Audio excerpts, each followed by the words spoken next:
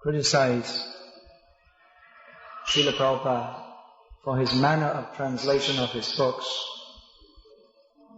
There one rascal his interview was published in a book, interview with different scholars. These scholars, they study they study Vaishnavism, just like some people study frogs. Some people study history, and some people, it's just like as if it's something to study. So one of these people said that, well, I think that Bhaktivedanta Swami, he is too much biased towards the Gauriya point of view. I think his commentary is not so good because of this. And people criticize that, you see, in the Bhagavad-gita, Krishna writes yoga, and Prabhupada translates devotional service. He didn't say devotional service, he says yoga. Yoga, that means sitting with your feet up above, behind your neck, and breathing and all this kind of thing. Even in chapter 6 of Bhagavad-gita, where Lord Krishna is describing the Ashtanga Yoga system, Prabhupada will translate yogi in different places. He may translate as devotee or karma. Prabhupada translates as devotional service in different places in the Gita. In that chapter 6, there is a description of the yogi who is not disturbed even in the most difficult circumstances. He remains fixed in the practice of yoga.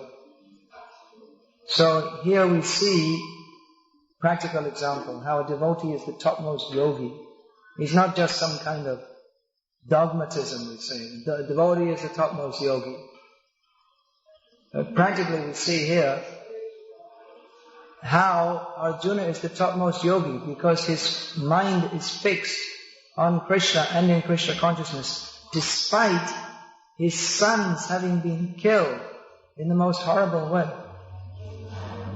Horrible, one way it's horrible, they were killed because they were sleeping at the time. Another thing, a Kshatriya, he's not afraid of it. He goes into the battle, either to win or to die. There are stories of from Rajasthan of the Rajputs. They used to go out fighting with this idea: we either win the battle or we're not coming home. So there's a story of one king came back. King means he may be a king of a small area. He came back from the fight. So his queen, his wife, got the news in advance that actually he had left without winning, so she just closed the whole city. And when he came, he said, open. He said, who are you? I don't know. You cannot be my husband, because my husband, he wouldn't come back like this. I think you're an impostor. So he went back and got killed. Because he ran away in an impossible situation, so he got killed. And then she has to kill her, so she also has to jump in the fire when he dies. So she would rather die herself than have this. So Kshatriya is not afraid of death. Arjuna, he would not lament if the son was killed gloriously in the battle, that Krishna told also to Arjuna in the Gita. Because Arjuna was giving, some people ask, why does Krishna tell Arjuna that if either you win and you enjoy the kingdom, or you will die on the battlefield and attain the heavenly planets? So why is he telling this? It's just something material. Because Arjuna was giving some material argument that how can we enjoy the kingdom if those who we would like to enjoy it with, they will all be killed. So Krishna not only came from the spiritual point of view, but because he gave some material argument, he defeated that also. That either way, even from the material point of view, you don't lose. So anyway, the Kshatriya the sons of Arjuna, they died, but they didn't have the opportunity to die as a Kshatriya likes to die. He likes to die glorious. Either he dies undefeated throughout his life, after being the victor of many battles, or he dies on the battlefield. That is glorious for Sri. But they didn't even get the chance because they were murdered in their sleep. So Arjuna, he was very upset. It was the most difficult circumstance. But because he was the topmost yogi, because his consciousness was fixed on Krishna, therefore, even in the most difficult circumstance, his love for Krishna was not disturbed. He didn't say to Krishna, "Oh, you're God. Why didn't you stop this happening?" You see, sometimes people say this, that, you see, I love my wife so much and she died. Every day I used to go to the temple and pray. And still my wife died. So, God is so cruel. Prabhupada told that. His one godbrother from Germany, Ernest Schultz, who became initiated as Sadananda. He was a good friend with Prabhupada. He came to India, got initiated. So, by Bhaktisiddhanta Saraswati Thakur. So he told that in the First World War, because in those days they didn't have women's rights and equal rights for women, so they didn't send the women to fight in the wars, because they thought they're the fair sex, so they shouldn't. Now we have women's right, everyone equal, so the women should also, they're also sending them out with machine guns. So in the First World War, only the men went, so the women were praying to God that, "Dear God, please send our fathers back, our husbands, our sons, our brothers. Please send them back from the battlefield." But mostly they didn't come. So then most of Germany, they all became atheists. So Arjuna, he wasn't like that. There was no question that he was going to question Krishna. Still, you see, this has happened, but he still thinks Govinda is my Priya. He is very dear to me. And undoubtedly, such a devotee is dear to Krishna. He has not given up this attitude. That cannot be disturbed. In this material world, friendship can always be disturbed. You'll find two people, they're friends, very close friends, but that can be disturbed, just like we see that Drupada and Drona, as children, they were good friends. But then later on, they grew up, and Dronacharya was so poor, his wife sent him, "Why don't you go see Drupada? He's a king. He can give you something. You're a Brahmana and you're his friend." But Drupada simply insulted him. That friendship is between equals. "Who are you? I don't know you." And then he became so angry at him that he wanted that there would be a son who would kill Drupada. So these are all stories from Mahabharata. That we see in a common life also.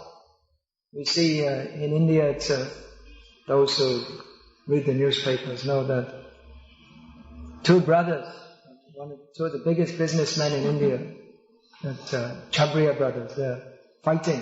I didn't see for a long time, but they were fighting over business assets. So many times.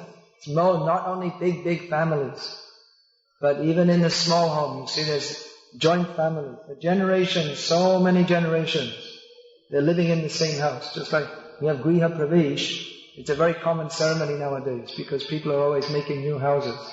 But previously, to build a house means that house would stay for generations. So, one generation, the next generation, they'd all live in the house. Live in the same house. But now you'll find what joint families are there. The head of the family dies, or even before he dies, they separate everything down to the last steel glass. They separate everything, and then they close up the house so there's no access from one side to the. This is our part of the house. That's your part, and they'll even close the passageway, so you cannot go from one side to the other. So this is the material life. That you can be so close, and then you'll be so much against. But in Krishna consciousness, Aslishyava padaratam pinashtavam adarshanam mamahatam karotu va yatha tatha va vidadhatu lampato nat prananathas tu saivanaparam. This is the prayer of Radharani. That even if you mistreat me, Krishna, I will always consider you the Lord of my life. Adarshana, if I cannot see you, if I cannot be with you, that is worse than death.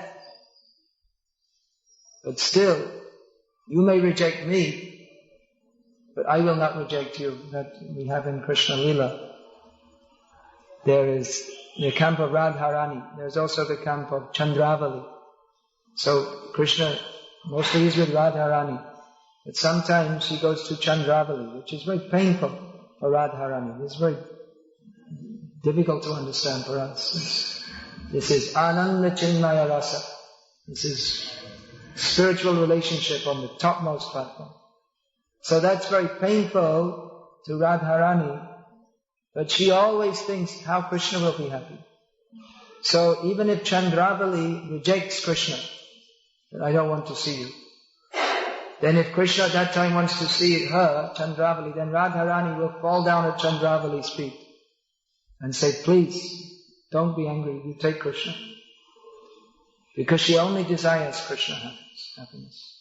Therefore she is called Radha, because she is topmost in the matter of aradhana, of service to Krishna. So all the devotees, they're very dear to Krishna. As Prabhupada sometimes used to say, it's not that Krishna only loves the gopis. He's also Gopal, Govinda. He also loves the cows. Even the blades of grass and the trees in Vrindavan, they're all very dear to Krishna. Krishna would sometimes praise even the blades of grass and the trees, because they're all devotees of Krishna. They have taken these forms just to serve Krishna. The trees, Krishna was telling Balaram as they were walking through the forest, the trees appear to be bending down to offer obeisances to you. The birds, they are singing. Actually, they are great sages who have taken the form of birds to glorify you with their sweet songs.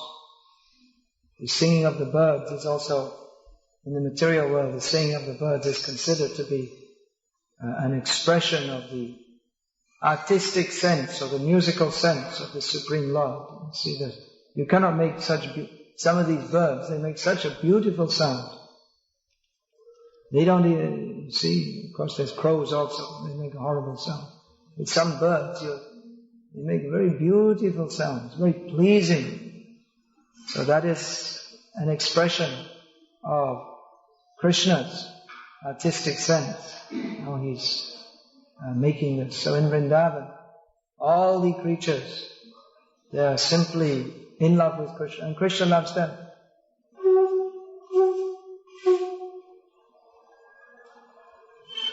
In Vrindavan, everyone is inclined to love Krishna, and everyone is inclined to love him. And not only Vrindavan, you see, Vrindavan is there, there's also Dwarka, Mathura.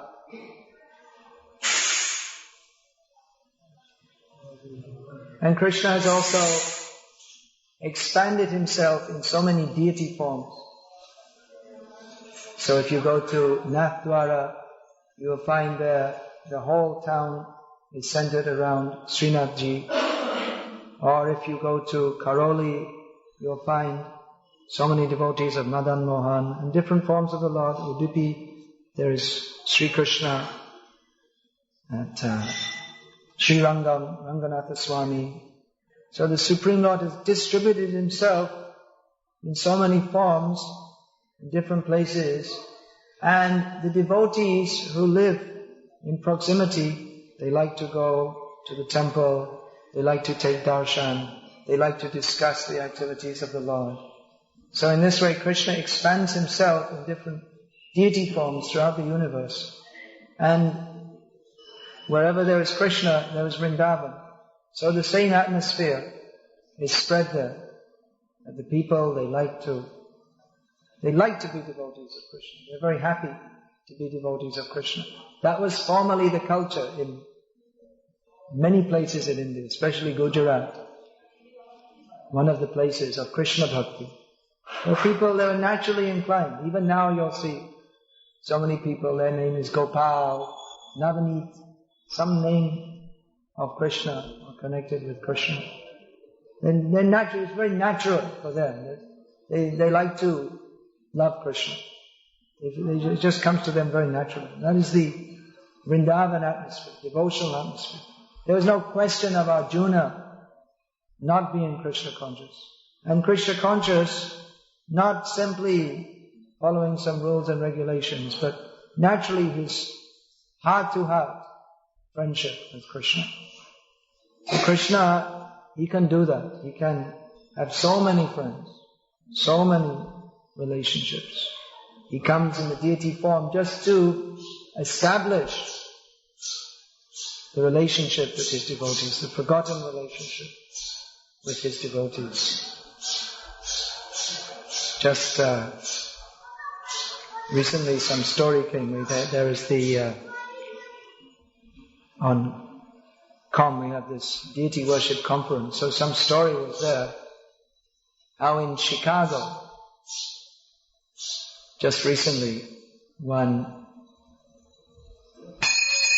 boy had a dream. He was blind, but he had a dream. So he just turned American, just turned up at the temple one evening, and he was blind. He played a harp. You know this big instrument, with a string instrument, and very beautiful, soothing sound. Not like electric guitar. It's quite different to that. So he came with another man who had some other instrument, and said that he'd had a dream, and he was told he should go to the temple and play his harp before Krishna. So he played for some time with the man. No one knew who they were. They'd never seen them before. They never heard of the temple before. So they played this beautiful music for Krishna, and then again they went away. So Krishna wanted to take some service from them. Krishna is so kind. He'd learned how to play this beautiful instrument, and Krishna thought, let him play for me. I will be pleased and he will be benefited. So he called him, come. So there are so many pastimes. Actually every deity, when deities come, they have so many pastimes. Of course, in different places you'll hear different stories, and the folklore of the place, there are so many different stories passed down. Just like at Karoli, I heard so many stories of how the deity comes into people's lives. We read in the Chaitanya Charitamrita about Gopinath, how he stole the kheer from Madhavendra Puri. There are so many stories like this. Ramanujacharya, he got treated different way by Jagannath. Jagannath didn't like. Ramanuja thought these people aren't following the rules and regulations properly. So Jagannath kicked him out in the middle of the night, threw him away from Puri. He wanted to change all the rules and regulations. Throw him out down to South India. You go to South India, you do it there, not here. So there are so many stories. I remember myself, I was just in the movement short time, and when I joined actually in England at Bhaktivedanta Mana, Radha Gokulananda, the deities there was very little Lakshmi in the temple, and the deity offerings were very small.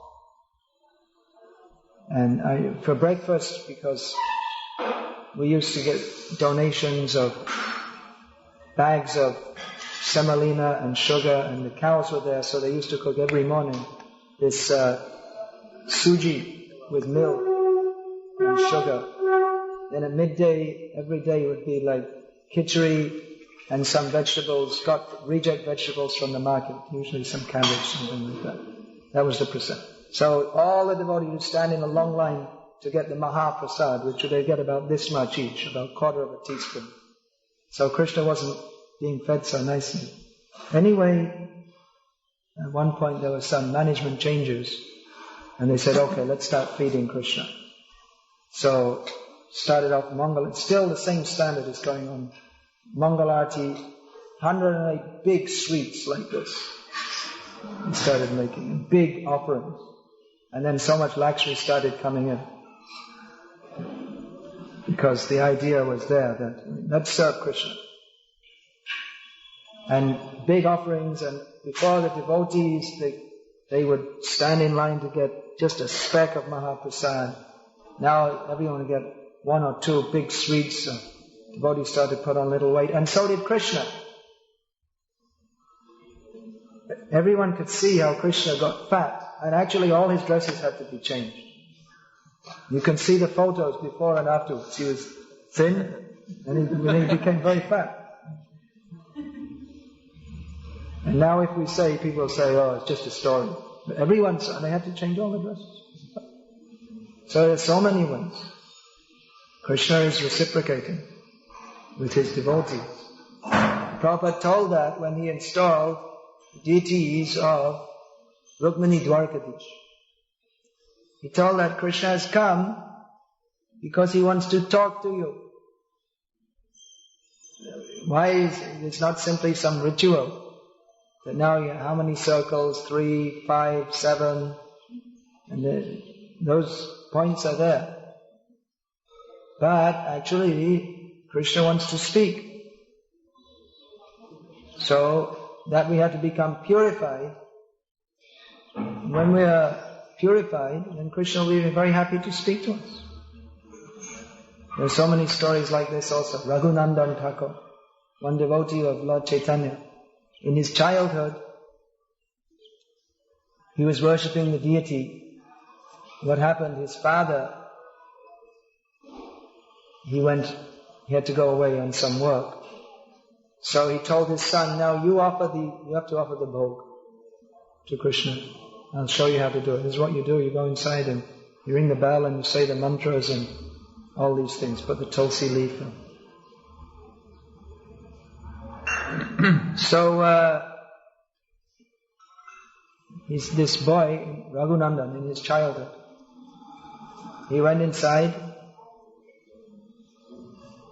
put the plate down, said the mantras, rang the bell. He was waiting for Krishna to eat. He was waiting and waiting. He said, well, why don't you eat it? He said, my father, if you please eat it, otherwise I don't know what I didn't pronounce it properly or what, but if you don't eat it, my father will be very angry. He told me to offer food, you didn't take it. So he kept on saying, please eat it, so Krishna. Then his mother was there, said, did you offer everything? Yes. So where's the prasad? Well, Krishna ate everything. So then next day his father came back, and his mother said, I think our son's, I don't know what he's doing, I think he's eating the offering. We sent him to offer, but you didn't train him, you didn't explain to him properly. You're supposed to take it out first, and then we take prasad. So then the father chastised him, and he said, no, Krishna ate it. I mean, you told me to offer him food, so I offered it and he ate it. So he seemed so sincere that his father thought, well, maybe it's true, you never know. I mean, after all, he is God. So he said, okay, well, I'm going away again today, so you do the offering again. So Raghunandan had to offer. Then his father didn't go away actually, he just came and stood outside the deity room door and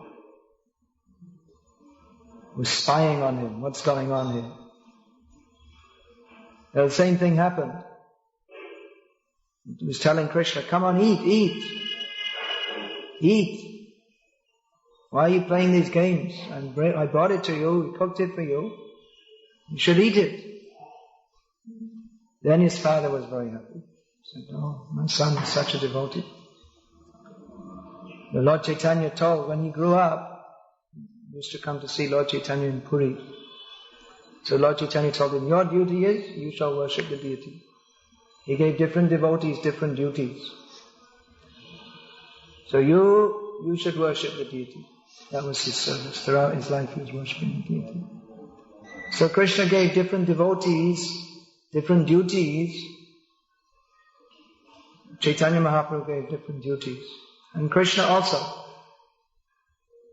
You may say that, well, the gopis are very dear to Krishna. So, should Arjuna, what should he do? Dress up as a gopi? I'm not pleasing to Krishna. And tell Krishna, when he's on the battlefield, fighting, and say, hey Krishna, this is too much. Let's go and do a rasa dance.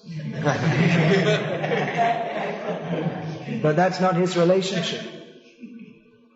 That's the Krishna is enjoying rasa dance. He's also enjoying Bhishma Dev shooting arrows at him. He's enjoying that. He doesn't want to stop that. So Bhishma Dev is very dear to Krishna. Arjuna is very dear to Krishna. All the devotees are very dear to Krishna by performing their duty in Krishna consciousness, whatever their different relationship is. And Krishna tells Arjuna in the Gita, you should do your duty, your own duty. You should follow your swadharma. So, swadharma, that on the material sense, that means to act as a brahmana, kshatriya, vaishya, shudra, according to varna and ashram, or there is three dharma, how a woman should behave. This is on the material platform. One has to behave one has to perform certain duties. The real swadharma on the spiritual platform is to serve Krishna. Then even within that, there is swadharma. Arjuna is serving Krishna by being Arjuna. Krishna likes him as he is. Sometimes we hear this, that you should just be yourself. You don't know who you are. That's true, you should be yourself. But you don't know who you are. If you think, well, I'm an American and I'm like this, but you don't know who you are. You're an eternal servant of Krishna. So be yourself means we should serve Krishna. And exactly how everyone serves Krishna, that is different in every case. It's not the same in every case. There are different devotees. Chaitanya Mahaprabhu used to appreciate all the devotees. When one devotee was very critical, Damodar Pandit, Chaitanya Mahaprabhu appreciated him.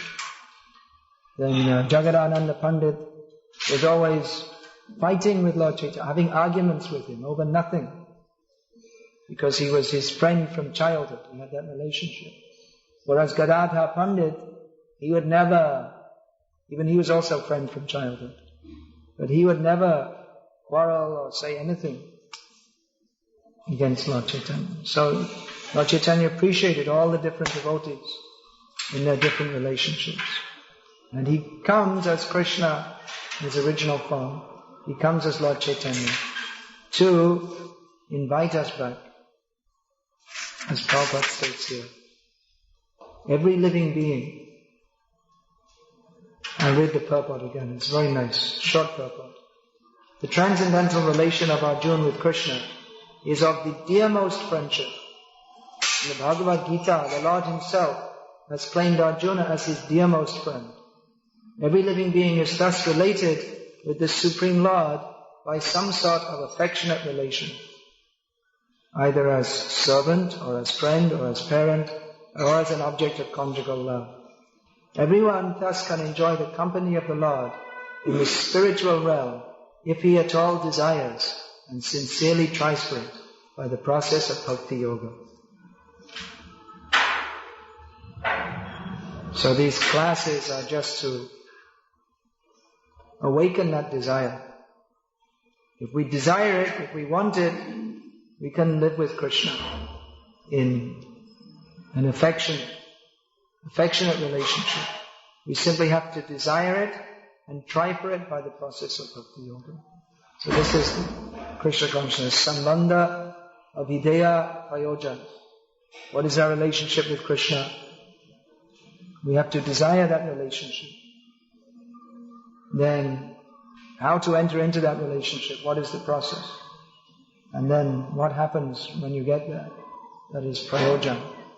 So all these things are being described in the Srimad Bhagavatam. How to become dear to Krishna. We're already dear to Krishna. Krishna is loving to every living being. But we are not reciprocating with Krishna. And Krishna is simply asking us to reciprocate. That's all. He doesn't ask anything very difficult. For the yogis, you have to do something difficult. Stand on your head, sit on the ice, meditating. So, if you want that, yoga siddhi, or if you want to merge into the impersonal Brahman, you have to do something very difficult. If you want to become a material success, you have to go through so many difficulties. Krishna is making so many obstacles just so you can realize that material life is miserable. When we say material life is miserable, it's not only gross material life, but even the attempt to become one with God, that's also miserable. Even practicing yoga, that's also miserable. The only thing that is not miserable, that is ecstatic, is Krishna consciousness. So that's very easy, nothing difficult. How to reach the topmost platform of spiritual understanding? What do you have to do? You may think, well, I have to go and live in a cave, or bind myself in iron chains, or hang upside down, or so many difficult things we have to do. And Krishna doesn't say that. He says, Patram, Pushpam, Phalang Tayam, Yome Bhaktya Prayachati, Tadahang Bhakti Paharitam, Ashnami Prantatmana. You just offer me leaf, flower, fruit and water, just some token. Do it with love. I will accept it. So if Krishna accepts it, then our life is perfect. That's all. Simply we have to offer few words, sincere words, some service, sing, chant Hare Krishna. Krishna wants to accept that. He wants us to offer that to Him. We cannot offer dirty things to Krishna. That's why everything in deity worship should be very clean. So we cannot also offer a dirty heart. Sometimes on the deity offering plate, some flowers are put just for nice decorative effect. It's being more pleasing to Krishna. So you can't put a dirty thing on the offering plate. Unclean thing. Can't put some nasty, dirty thing. So in the same way, we're singing to Krishna. We're bringing things. But we can't do that. That is not properly offered if it's offered with a dirty heart. And Krishna wants to have that reciprocation of affection and love. But that has to be absolutely free from any personal desire. Krishna, we don't want to make, Krishna won't accept any artificial relationship. In this material world, there are so many artificial relationships based on what I can get from you. I smile at you and I'm nice to you, seeing what I can get from you. But Krishna won't accept such a thing. Krishna wants sincere surrender. So all these things, there's nothing difficult. Simply offer a leaf and a flower to Krishna. Krishna will accept. But that has to be done with a clean heart, pure heart, sincere, surrendered attitude. Now this process of bhakti yoga, that is engagement in Krishna's service, for the sake of purification, to come to the goal of pure devotional service, the means and the end are the same. Now we're chanting Hare Krishna. Krishna is pleased. But Krishna will be more pleased and actually pleased and reveal Himself to us when we chant free from all material motivations. So that is the offer here, that Krishna is showing how close he is to Arjuna. And Arjuna, how much he's fixed up in a pact of love with Krishna. So Krishna is inviting us, come. Krishna is not overworked or harassed. He can expand himself in millions, unlimited forms. It's not that you see some rock star or political figure before the election. In America, the presidential candidates, they go around and they shake people's hands and all this kind of thing, just to show, I like you. Why don't you vote for me? But they can't have any relationship with them. But Krishna, he can. He's not overworked or harassed. As many devotees come, he will reciprocate with them fully to their full satisfaction, even beyond what they can imagine. Hare Krishna. Is there any question? At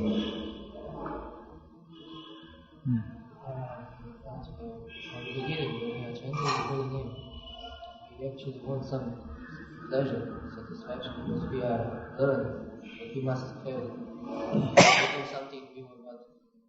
I heard that Krishna sometimes cuts this enjoyment. He wants us to do something higher than that. Can you explain? I'll try and reconstruct the question according to what I understood about it. In the beginning of devotional life with chanting, we get some pleasure from chanting, and we want some pleasure. But then Krishna may cut that. Maybe just like Narad Muni, Krishna showed himself to him. But then again he became invisible, just to make Narad think that now you've got a little taste what it's like to see me. Now you have to work more to become purified, to get that taste more. Otherwise, because in the material condition, we have the tendency, we want to enjoy everything for ourselves. So there may be a tendency even to enjoy Krishna consciousness. But Krishna doesn't want to give us some cheap, artificial semblance of Krishna consciousness. He wants us to fully surrender. So we have to work with it. In the beginning, because we're so grateful to have come into contact with Krishna and take shelter from material tribulations, we feel so much bliss. But then after some time, we have to work to get that bliss. Work means we have to work on surrendering and becoming free from material desires. Krishna gives himself to his devotee, but not cheaply. Another question?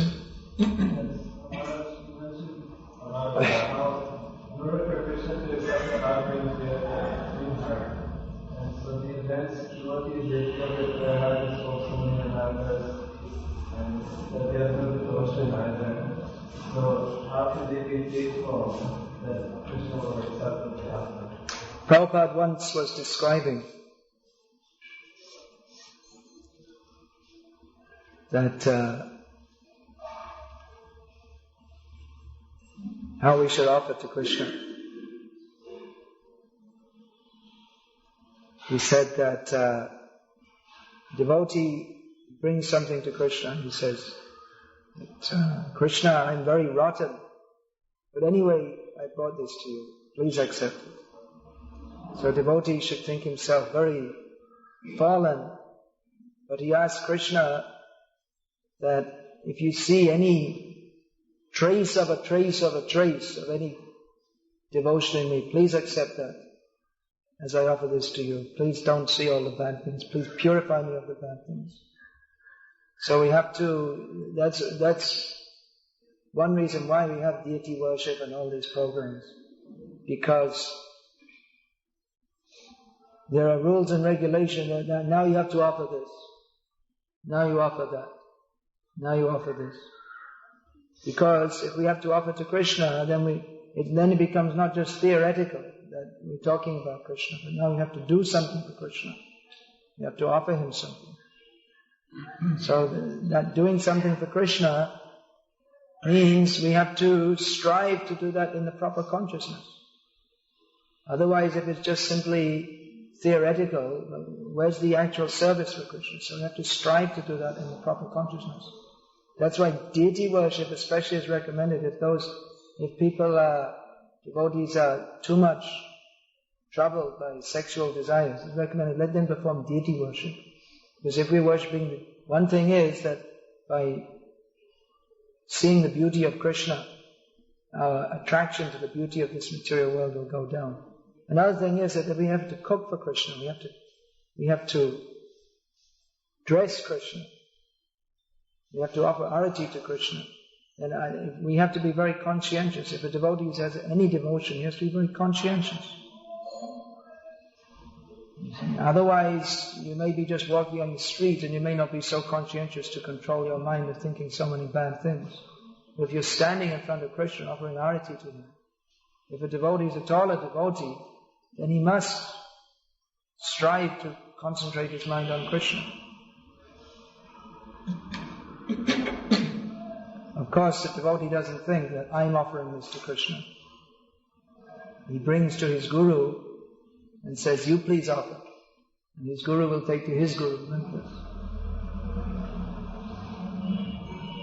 We cannot offer anything directly to Krishna.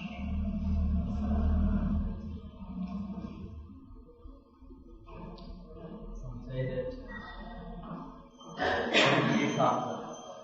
What did he say?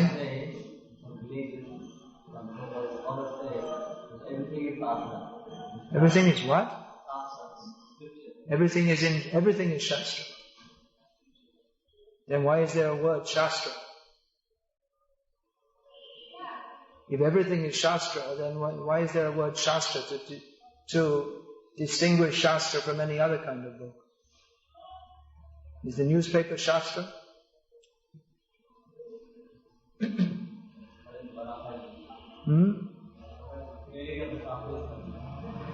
What is he saying? What is it?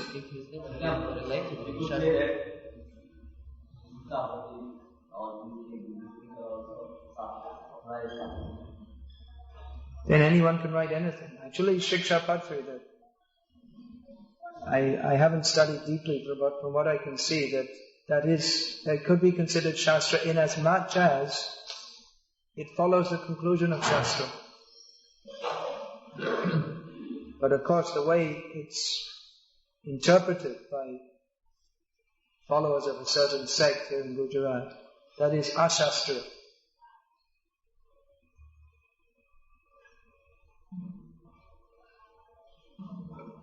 Not that everything. You see, everyone will make up their own thing and say this is Shastra. And what is the meaning of Shastra? Shastra says Krishna is the Supreme Personality of Godhead. Then you will write something else. Krishna is not the Supreme Personality of Godhead. That's also Shastra. Just because someone says, my Guru said, therefore it's Shastra. It's not Shastra.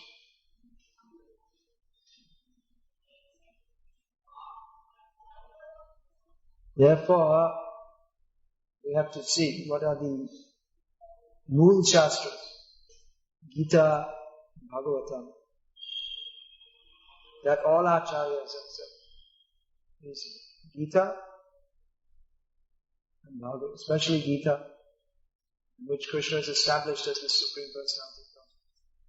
Then Bhagavatam elaborates on how Krishna is the Supreme Personality of God. So Shastra, just like we read the commentaries of the acharyas, they are as good as or even more important than the original Shastra because they illuminate the meanings of the Shastra. But if someone says something different, that cannot be accepted as Shastra. If there's a commentary, or if there's another book, just like we have Bhakti that is presenting different conclusions, derived from Shastra. Or we accept the words of the Acharya as good as Shastra. Because he only follows what is in Shastra. But if someone brings up something else which is different from Shastra, it's not going to be Shastra. Just like they will say, these people in the village, they will say that such and such is sannyasi, is Bhagavat. They want to accept it. But then who is accepting? It's only a few people